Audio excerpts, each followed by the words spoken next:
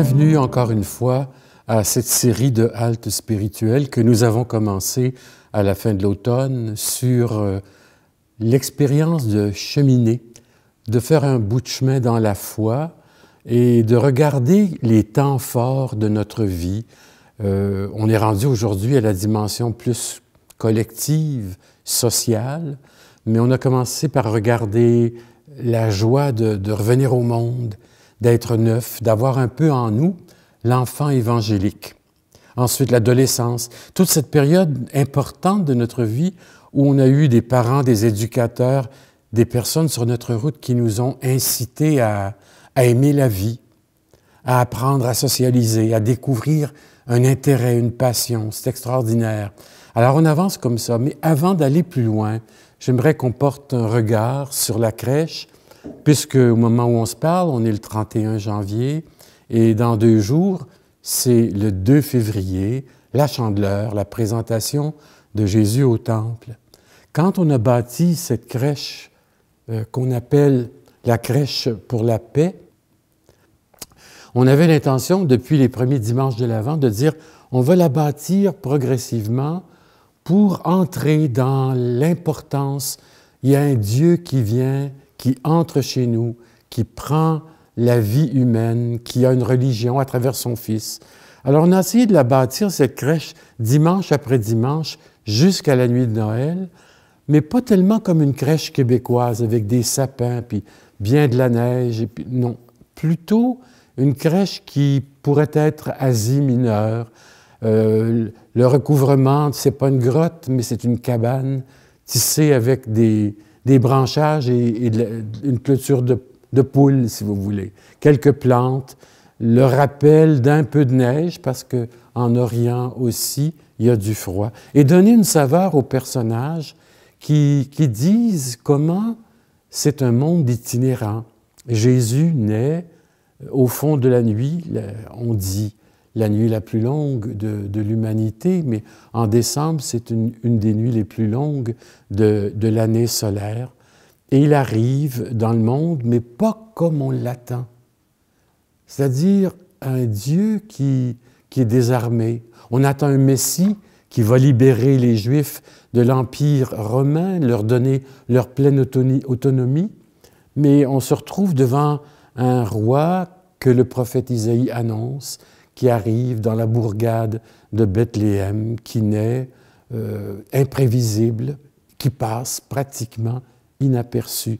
Alors on a au centre Marie, Joseph, un peu comme, ils sont habillés avec de la peau de mouton, mais des gens qui sont pauvres en chemin, qui, d'après la légende ou l'évangile de Noël, s'en vont d'une ville à l'autre se faire recenser parce que Joseph est dans la lignée de David.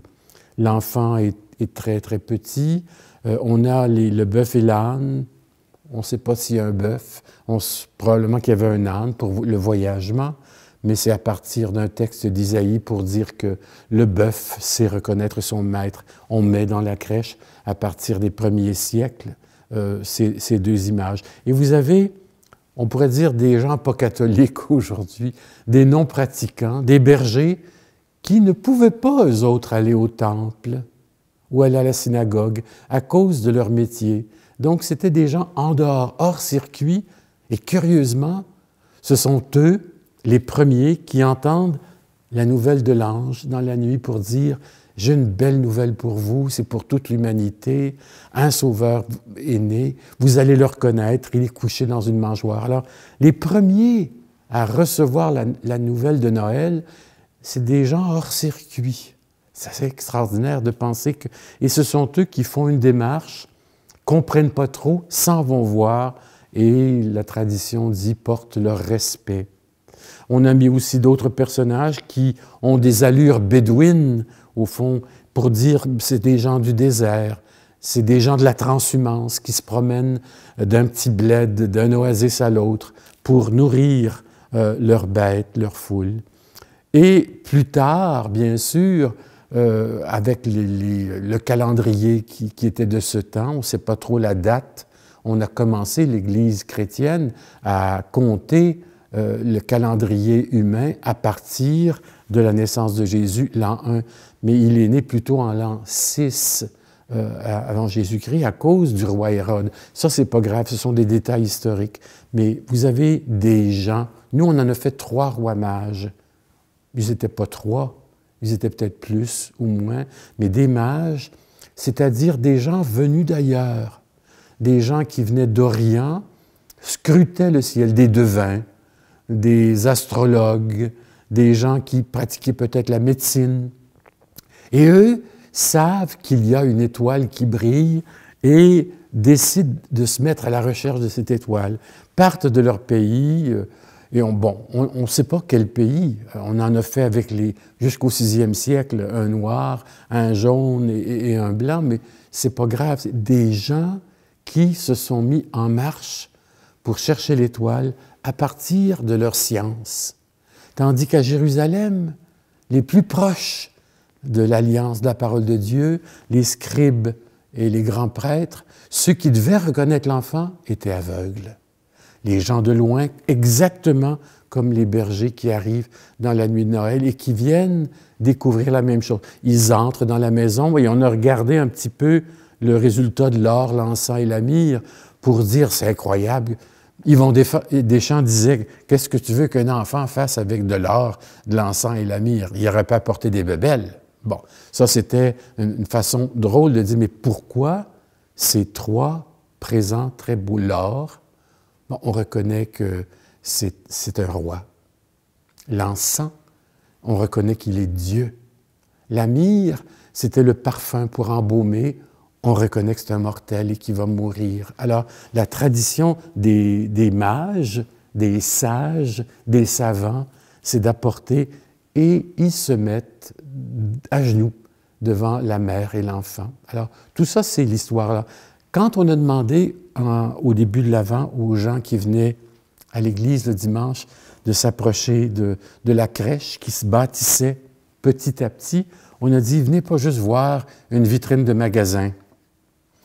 Nous vous demandons de vous engager pour la paix dans le monde, qui en a tant besoin, de sorte qu'il n'y avait pas de crèche à la grande église, à la petite chapelle, c'est cette crèche qu'on a et qu'on va garder jusque le 2 février.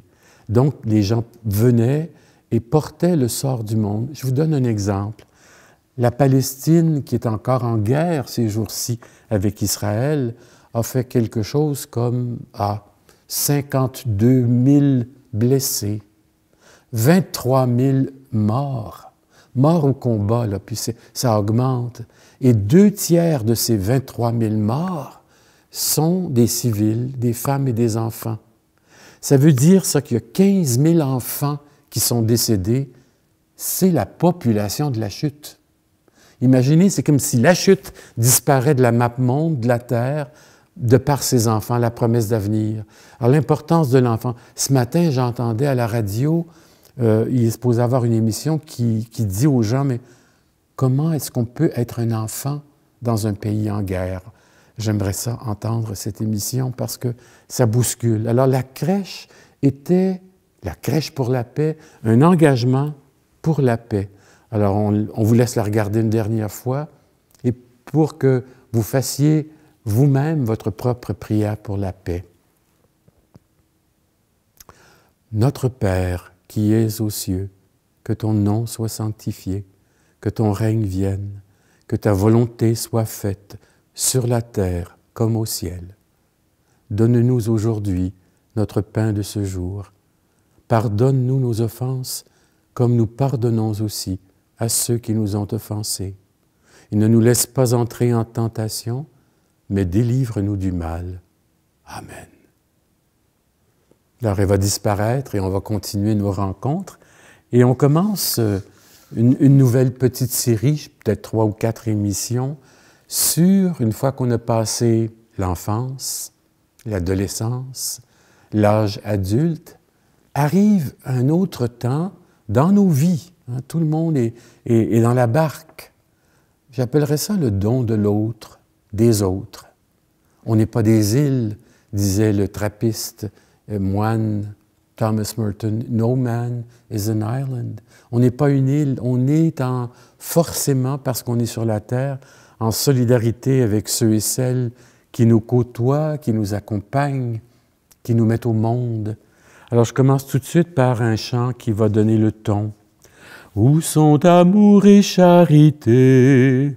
Dieu est présent. L'amour du Christ nous a groupés dans l'unité. En cet amour, n'ayons que joie et allégresse. Où sont amour et charité? Dieu est présent. Ayons la crainte, ayons l'amour du Dieu vivant, et de tout cœur aimons-nous bien sincèrement. Où sont amour et charité? Dieu est présent.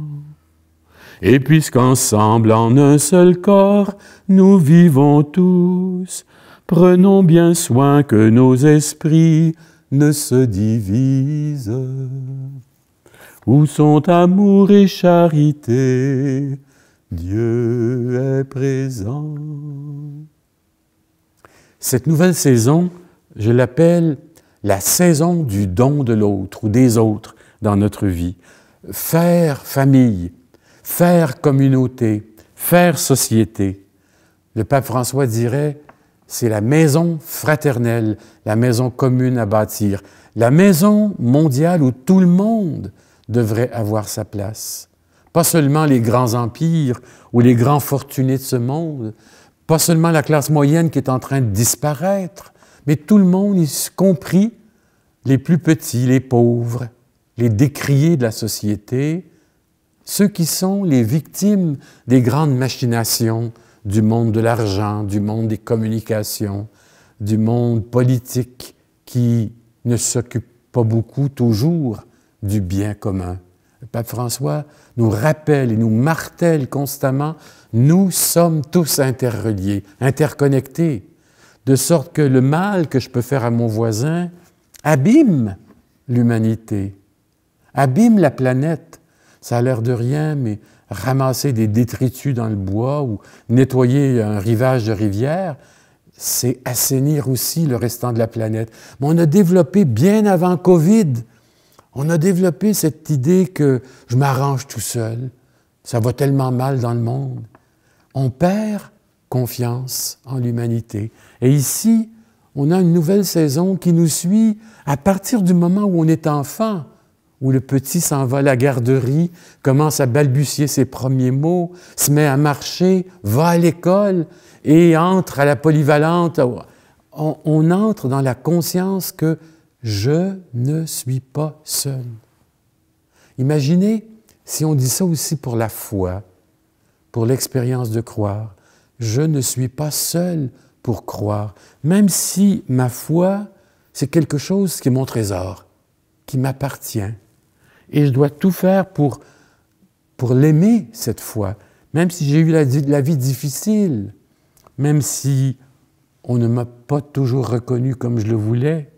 Alors, je commence tout de suite par dire, on a un cadeau dans la vie, le don de l'autre pour aller à Dieu. Pas rien que pour vivre, puis avoir une éducation, une carrière, un métier, une maison, des vacances. Les autres sont là, j'en ai besoin. J'ai besoin de la structure sociale.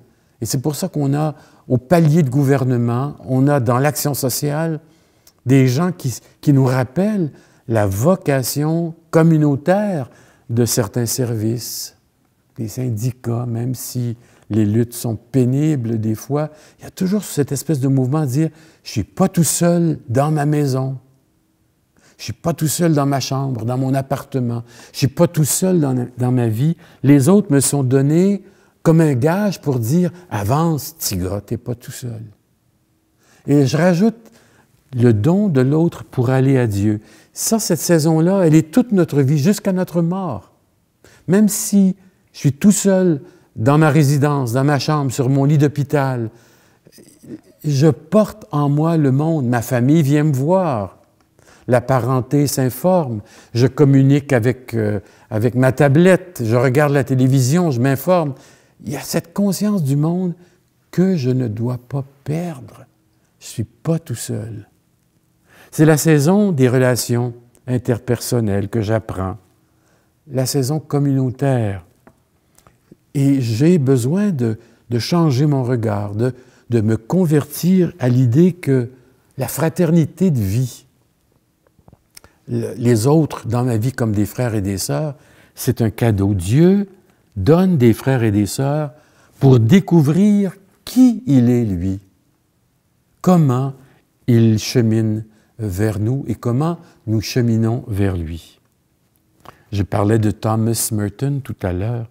Lui disait, on n'est pas capable d'union à l'autre, de s'unir aux autres à un niveau plus profond tant qu'en soi, en chacun, on n'a pas suffisamment été éveillé pour confronter le soi de l'autre. Il faut qu'on commence en nous autres avant de dire, je ne peux pas donner ce que j'ai pas reçu, mais en même temps, ce que j'ai pas reçu, ce que je commence à recevoir, je le partage, je ne le garde pas juste pour mon égoïsme. Mère Teresa disait une chose assez forte, hein? On a oublié qu'on est appelé à dépendre les uns des autres. Le pape François dit à peu près les mêmes choses. Je vous rappelle le psaume 33 dans la Bible, qui est un psaume, c'est loin, c'est un psaume oriental, on dit ça n'a pas de bon sens. Voyez qu'il est bon, qu'il est doux d'habiter en frères tous ensemble. C'est une huile excellente sur la tête qui descend sur la barbe, qui descend sur la barbe d'Aaron, sur le col de ses tuniques. C'est la rosée de l'Hermon qui descend sur les hauteurs de Sion. C'est là que le Seigneur a voulu la bénédiction, la vie à jamais. Bon, c'est quoi ce psaume-là? C'est de dire le bienfait d'être ensemble. Il prend un exemple d'un banquet. Bon, l'huile qui coule sur la barbe, c'est pas très propre, c'est pas très sanitaire. Mais dans les grands banquets, avant même Jésus, en Mésopotamie, à Babylone, quand il faisait chaud, puis on mangeait avec ses doigts, il n'y avait pas de fourchette ni de couteau, on mangeait avec ses doigts, on avait besoin de s'essuyer. Alors on faisait couler de la barbe à partir du chapeau, puis ça coulait sur la barbe. Et ça devenait comme une espèce de parfum, un aftershave. Ça faisait sentir bon et nettoyer les doigts. Il prend un exemple de banquet pour dire, c'est un parfum quand on accepte de vivre avec les autres. Souvenez-vous, pendant COVID, la joie qu'on a eue de retrouver des personnes qu'on aimait autour de la table, autour d'un café, quand on a recommencé à se fréquenter. Alors, il prend un exemple de la vie fraternelle, le psalmiste, pour dire quand on est dans l'alliance, dans l'espèce de contrat d'amour avec Dieu, on est comme une huile, on est comme la rosée du mont Hermon. C'est pour dire, c'est beau. Si on apprenait à changer nos lunettes et à mettre des lunettes fraternelles pour dire, c'est vrai que le monde est beau, malgré ce qui se passe autour. Être capable de voir la bonté, de voir l'excellence, de voir le courage que certains ont à se lever, à servir, que d'autres ont à pardonner. Alors la charité fraternelle ne vient pas juste de nous autres, elle est d'abord donnée au fond de l'âme par Dieu, la grâce de Dieu.